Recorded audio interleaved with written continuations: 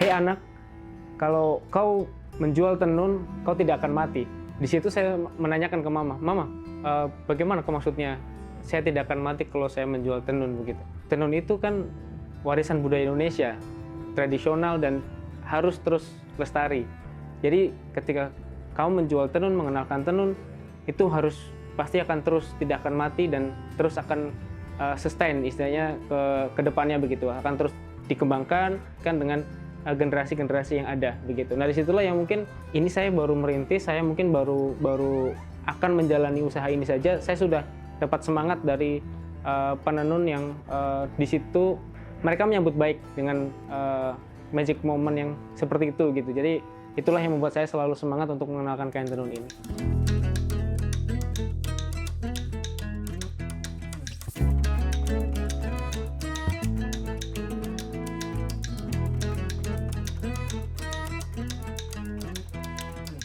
Halo, perkenalkan, nama saya Nur Salam. Saya founder dan CEO dari Kainesia. Kainesia berdiri pada tahun 2017. Dulu awalnya saat mendirikan Kainesia, saya masih menduduki di bangku kuliah. Dan perjalanan dari Kainesia ini berawal dari perjalanan saya keliling Indonesia. Sekarang Kainesia sudah memiliki outlet dan beralamat di Jalan Veteran nomor 83, Warung Boto, Umbul Harjo, Yogyakarta. Dulu pada waktu awal saya mendirikan Kainesia, saya menjalani perjalanan keliling Indonesia sebagai surveyor, karena basic saya sebenarnya adalah geografi dari salah satu lulusan jurusan di Universitas Gadjah Mada, dan disitulah saya mendapatkan kain tenun dan menemukan kain tenun di berbagai daerah. Saat perjalanan ke daerah timur, terutama 1 bulan di daerah Maluku, di Ambon dan sebagainya, saya menemukan berbagai kain tenun yang saya temui di daerah-daerah tersebut. Dan disitulah saya terinspirasi untuk bisa mengenalkan kain tenun Indonesia ini lewat media sosial saya awalnya. Lalu seiring berjalan waktu, ternyata lebih banyak anak-anak muda yang berminat juga. Saya mengenalkan kain tenun, sehingga tercetuslah nama Kainesia, singkatan dari Kain Tenun Indonesia.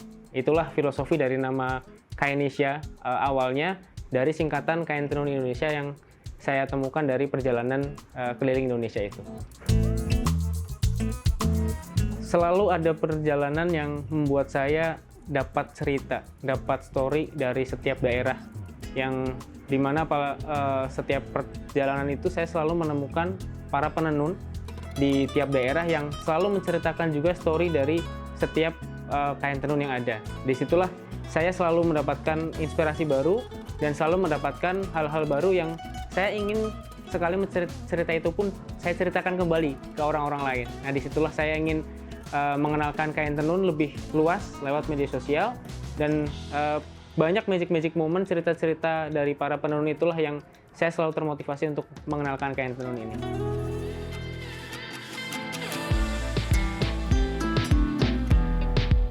Awal saya mendirikan Kainesia dulu mungkin belum langsung mendapatkan nama Kainesia. Saya mendapati nama Kainesia dari perjalanan keliling Indonesia, menemukan berbagai keindahan alam dan tenun Indonesia lewat para penenunnya.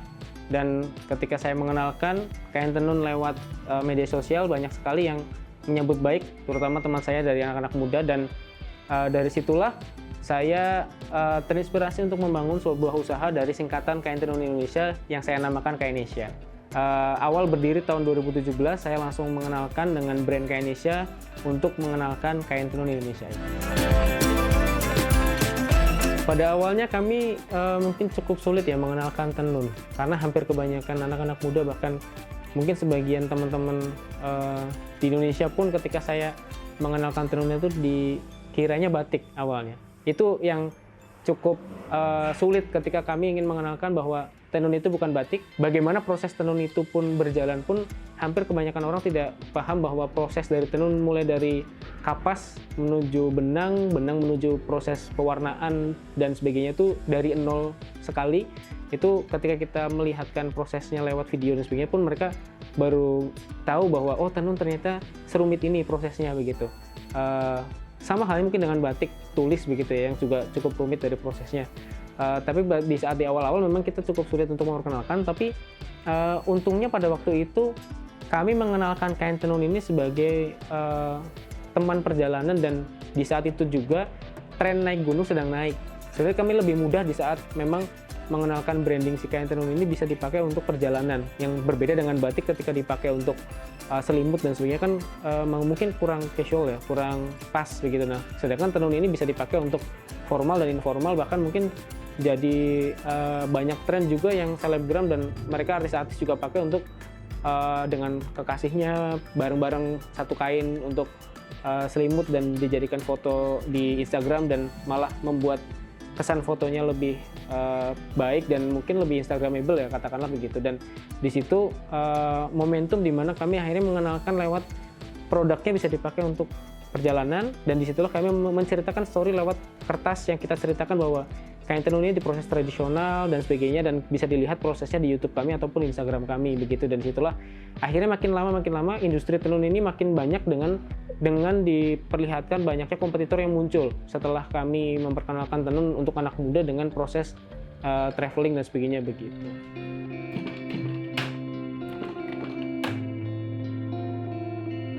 Untuk para penenun di zaman sekarang ini memang bisa dikatakan tidak semuanya bisa sustain dan bisa bertahan ya, karena hampir sebagian di berbagai daerah pun ketika mereka menggantungkan diri dari hasil tenunannya dibeli oleh para wisatawan, sedangkan wisatawan di daerah tersebut mungkin bisa dikatakan menurun, itu bisa disimpulkan bahwa penurunan dari wisatawan yang hadir itu berimbas kepada para penenun yang juga membuat karyanya dan tidak dibeli oleh para customer, sehingga ya banyak yang tumbang begitu. Nah, tapi sekarang mungkin makin banyak juga ya desainer ataupun brand yang sudah melirik tenun untuk menjadi salah satu produk fashion mereka.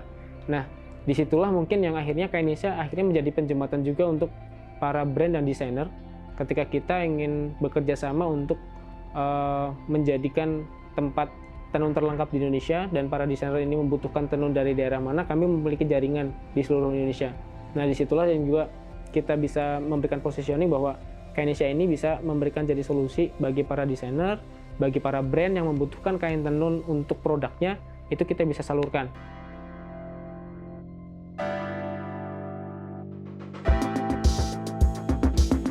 Alhamdulillah Kainisha bisa bertahan sampai sekarang itu karena kita selalu memberikan cerita dan story lewat media sosial.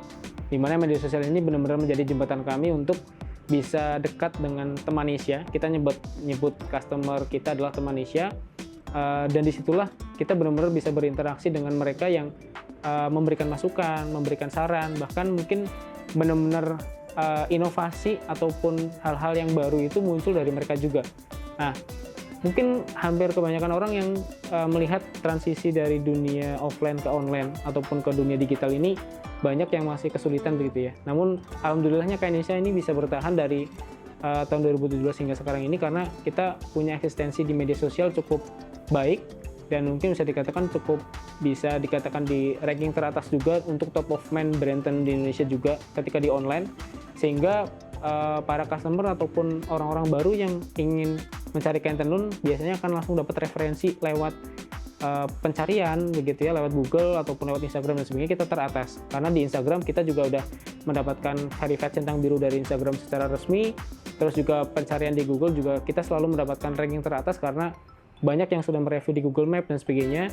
Dan disitulah mungkin yang kita bisa jadikan strategi bertahan adalah kita harus menjaga bagaimana komunikasi kita lewat media sosial, lewat online itu terus bisa dijaga dengan baik, dan kita juga harus jaga juga dengan kualitas produk kita agar tidak menjadikan kekecewaan kepada customer gitu.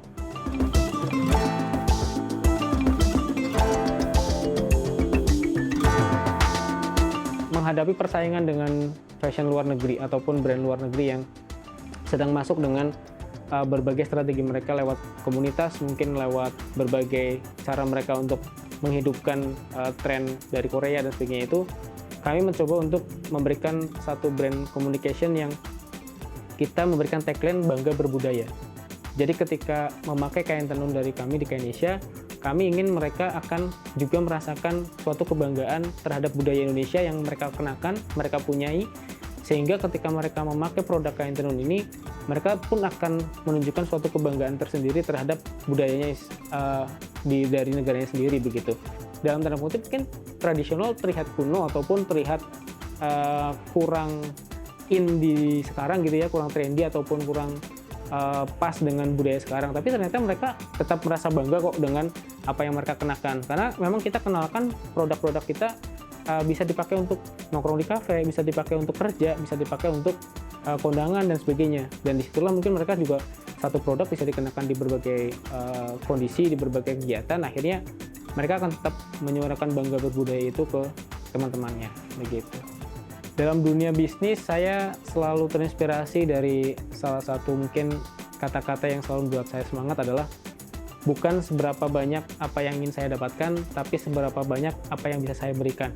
Disitulah yang saya selalu ingin semangat bahwa bisnis ini bukan saya jadikan tujuan untuk profit, untuk memperkaya diri sendiri semata, tapi lebih menjadi sebuah kendaraan saya untuk bisa bermanfaat untuk banyak orang.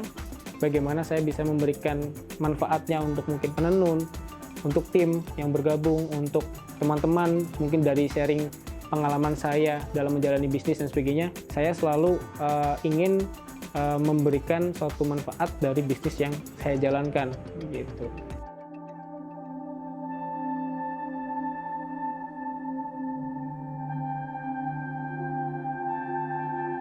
Harapan saya lewat Kainesia dan teman Nesia dari seluruh Indonesia, teman-teman ada satu hal kain tenun warisan budaya Indonesia yang harus tetap kita lestarikan, yaitu kain tenun.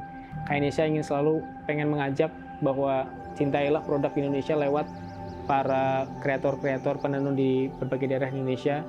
Dan di situ saya selalu ingin mencoba untuk mengajak para pemuda terutama untuk bisa nyemplung langsung, dalam artian bergelut di dunia tenun sekalian bareng-bareng, ayo gitu. Jadi saya malah merasa senang sekali ketika ada teman-teman juga yang ingin menggeluti bidang bisnis di kain tenun. Sekolah Wastra Nusantara, yaitu sekolah untuk anak-anak muda yang kita sekolahkan dalam kurun waktu 2-3 bulan untuk belajar tenun dari nol. Dan disitulah ternyata banyak peminatnya, hampir 200-an orang, tapi kita seleksi hanya 10 orang yang kita coba testing di awal. Dan ternyata dari 10 orang itu pun mereka sangat senang sekali untuk mempelajari hal baru, yaitu nenun. Sekarang kan mungkin hampir kebanyakan dari penenun di daerah itu sudah lanjut usia ya. Dan regenerasinya itu sangat bisa dikatakan di daerah sangat minim, kecuali di daerah-daerah tertentu yang mengharuskan budaya mereka ketika belum menenun, belum bisa menikah. Sekarang hampir kebanyakan penenun sudah lanjut usia dan mereka akhirnya mungkin tidak ada pilihan lain untuk bekerja begitu ya. Nah, tapi ketika misalkan kita masuk kemarin lewat Swantara, ternyata masih banyak yang berminat, tapi memang kebanyakan adalah anak-anak dari desa atau daerah yang berminat untuk mengenalkan kain tenun ini lewat mereka sebagai kreator. Dan disitulah saya senang sekali mereka tergugah untuk menjadi seorang kreator di bidang tenun. Lewat Swantara, kami ingin menciptakan seperti itu sebenarnya awalnya. Itulah yang saya ingin terus menyuarakan bahwa tenun tetap harus lestari dan harus bisa regenerasi untuk anak-anak muda ke depannya. Begitu. Bagi teman-teman di Indonesia, di luar sana, budaya Indonesia ini sangat luas, alam Indonesia ini sangat beragam, dan kita harus bisa menjaga salah satu warisan tradisional Indonesia, yaitu kain tenun Indonesia ini. Baik teman-teman mungkin menyuarakan lewat tenun di daerahnya masing-masing, karena setiap daerah, setiap provinsi punya kekhasan kain tenun di Indonesia yang punya story, punya cerita dari setiap motifnya, dari setiap warnanya. Di situ teman-teman punya andil untuk bisa menggerakkan teman-teman di sekitarnya, bahkan mungkin bisa mengenalkan kain tenun ini ke seluruh dunia, agar warisan Indonesia ini tetap bisa lestari dan mendunia. Bersama bermetamorfosa.